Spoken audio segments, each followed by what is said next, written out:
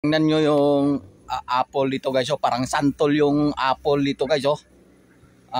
Ipakita ko sa inyo yung apple dito guys. Kung yung santol sa atin ay parang pinabayaan lang sa puno,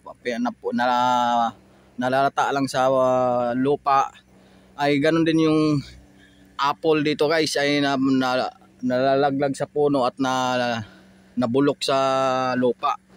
Yung guys, no, tingnan nyo guys. Yan guys, oh, gabi yung guys, oh, yun nabubulok sa lupa guys. Oh, yung mga apple guys, oh, oh, ang dami, matamis pa naman guys, tinikman ko. Oh. Ang dami guys. Oh. Oh, masarap siya guys, tinikman ko, ang sarap. Oh. Oh, ang sarap guys. Oh.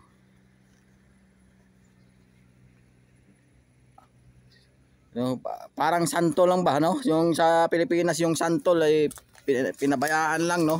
Parang hindi mahalaga. Ganoon rin yung apple dito sa kanila guys, parang hindi mahalaga. Ayun, no, nabubulok lang sa lupa, oh. Oh, ang dami, oh, oh. Ang tamis guys, tinikman ko, ang tamis, oh.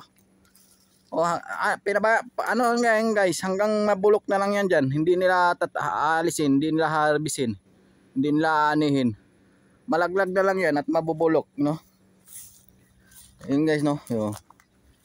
Oh, ito rin matamis rin to guys, masarap rin to, oh. Ito masarap rin to guys, yo. Oh.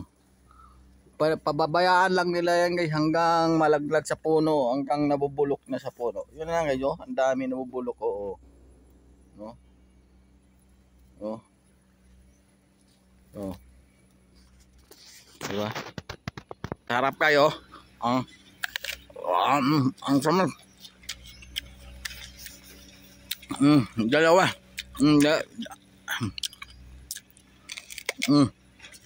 sarap. No. Ang sarap.